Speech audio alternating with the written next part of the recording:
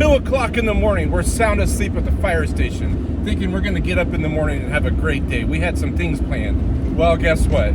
Other things planned, and things just changed. About 120 miles away, there was a raging forest fire, and we got called at 2 o'clock in the morning, immediate need to go up and help with this fire.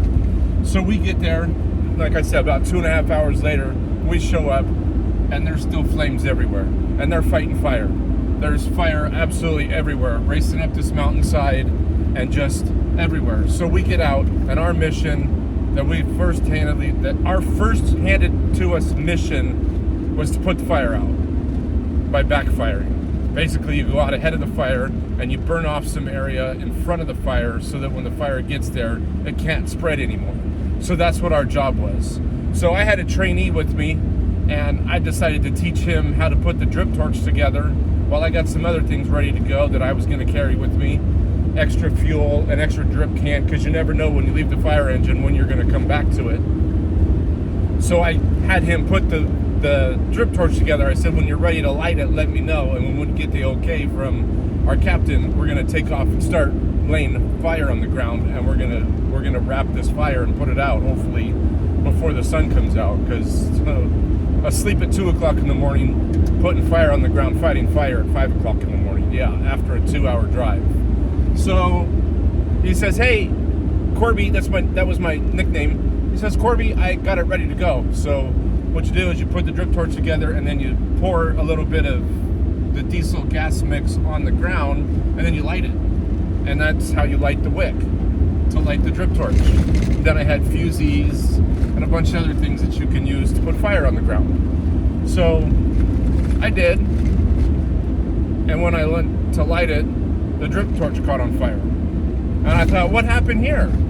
And so I was able to pat it out. I had gloves on, all my PPE on, so I was able to pat it out. It wasn't too big, so I pat it out and put it together and put it out. And I said, what happened? And well, he forgot to take the when you store it, there's a cap so that the gas doesn't splash out while it's in the engine. Well, you got to undo that cap and then put it on another spot where it just stays there while you're lighting fire on the ground. So he didn't do that.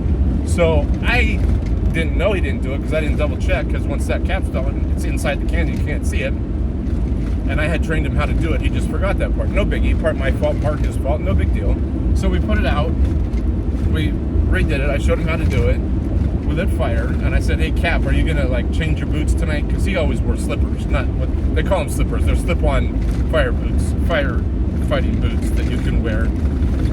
And he had a pair of whites boots, and he put them on. He's like, yeah, I'll wear them. What the heck? We're going to go into the woods and the bush. We're going to put some fire on the ground, so I guess I better wear them. Well, he gets one boot on and realized that it was uncomfortable. So he took his boots and threw them into the fire. Like, another engine crew had started going one direction because we were going to go the other way.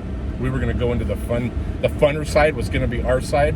And he took his boots and threw them into the fire. He's like, nope, not wearing them. To this day, I was texting him last night, actually, about something else, and I thought about it. I said, this is going to be a great story for my tech channel here on YouTube, or my Wildland Firefighting Chronicles on YouTube. I also have a tech channel. That's a whole different story. So anyways, he threw the boots into the fire. I thought, well, game on, I guess. So we put fire on the ground and started. I showed my partner, my trainee, how to walk in, and then you carry fire back out with you, and you walk. There's all different kinds of techniques and different ways you put fire on the ground. And we walked back and forth, and that drip torch ran out of fuel. I don't know, an hour or so later, you can, like when you're fighting fire, you conserve as much water as you can, and you don't use the nozzle all the way open unless you absolutely have to. Well, when you're putting fire on the ground, if you hold the drip torch upside down, it's just going to lay as much as you can. But if you fling it and flip it back up, it'll bring fire out, so you can throw fire like 10 feet in front of you if you're in grass. If it's in brush, it's a little bit trickier. But in grass, we were in both grass and brush, so we were lighting the grass on fire, and you could flick it and then walk 10 more feet and flick it, so you could save your gas and diesel mixture, so you could go farther. So about an hour later, we put together, I said, hey, you want to do another one? We have another one. I've been carrying it. We had 3 of them with us because I knew it was going to be a long night, so I took 3 drip torches. So I said, hey, here, I'll put this one back together. We'll leave it right here on the side of the road because the engine's behind us, so he'll pick it up. He knows it's ours. And we'll do it that way. And so he put the next one together, and he did it correctly. And so I said, hey, you've been watching me this time. Do you want to do this round? And so we went another hour. It was about 3.5 hours. We went through all 3 cans, and he really enjoyed it. And I showed him different techniques of walking in and then bringing fire back out with you. And then I showed him how to walk in with fire and then bring more intense fire back out with you and having yourself in the black so that if anything happens, you're already in the black, so you're not going to get burned over or nothing. So I showed him different techniques, and it was a great night. It was a great night. It was a good training opportunity and just a great time and experience to have that. Yes, you're under pressure because the main fire was gaining steam and they needed this buffer, so they had crews and we had dozers with us and we had all kinds of things. I got a good point to the story at the end. There's an added little feature that ended up happening when we were supposed to be going home. We didn't end up getting off. We stayed well into 2, 3, 4 o'clock that afternoon we were there. But anyway, so it's a good training exercise. If you have a rookie firefighter with you and they put something together wrong, it does no good to yell at them. Take the time. Yeah, we didn't really have the time, but if you yell at them under the pressure, then it's just going to make things even worse. So I took the time, showed him how to do it, and the next time he was able to put that together. So in your life, if you're a new firefighter and you don't know how to do something, don't be afraid to ask for help. Even at home, if you don't know how to do something, ask your wife, girlfriend, mother, father, brother, sister, whoever, even your kids. My kids show me how to do things all the time. So back to the story, at about, 8 or 9 o'clock the next morning, we had made it back to the ridgeline where we had started, and the main fire had jumped the road, so there was a whole nother crew chasing that. And then where we were, another spot fire had started, and we were right next to the road, and there was a bulldozer coming down the hill, and they're like, well, now we're going to go into laying hose lays. So a progressive hose lay is when you carry hose on your back, you start the engine, and as you chase the fire, you add more hose progressively every 100 feet and change your nozzle.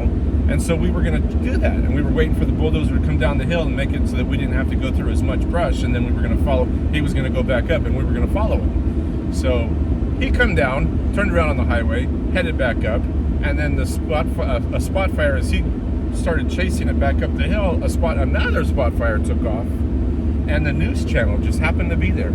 They just happened to be on the top of the mountain. Like I said, we had been up since 2 o'clock in the morning, already put a ton of fire on the ground. We were tired, thought we were going to get off at 8 o'clock in the morning and go back to base camp, get some breakfast, restock, and then whatever was going to happen is going to happen. Nope.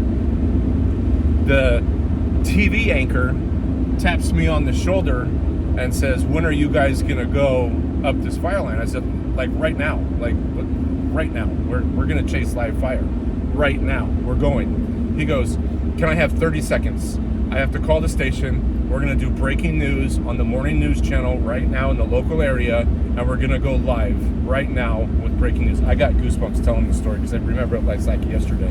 And this was like in 2000, I don't even know, 10, maybe 2011, maybe even 2009. I don't remember. A long time ago.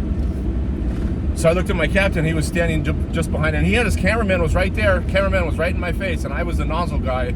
My trainee was right behind me. He's like, I'm not ready for this yet, so you can take the nozzle. I said, all right, you just be right behind me. And then we had like 15 other people behind me with hoses, and we were just going to hump this mountain. Cameraman's right there, already recording footage of us getting ready to go.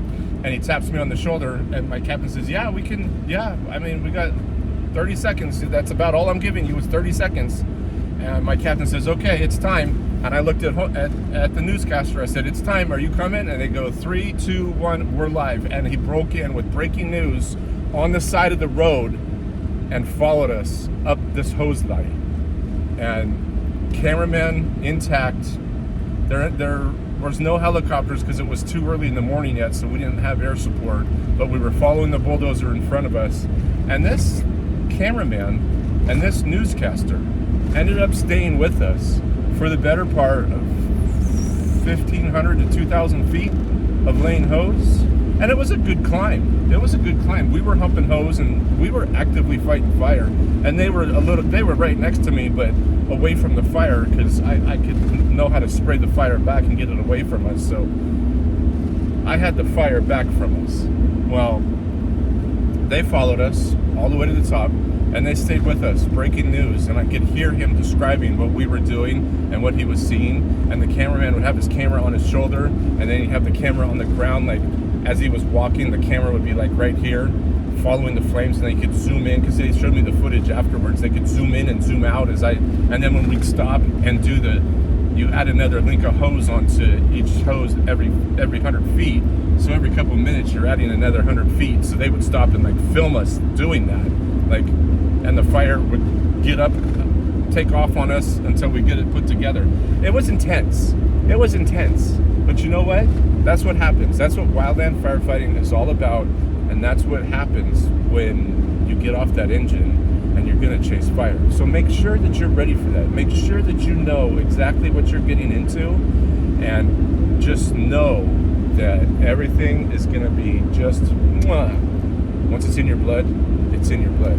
Check out this video. It's gonna be a good one for you to watch too, about another story I have of how we were saved by a bulldozer in a wildland fire. Thanks for being here. I freaking love you.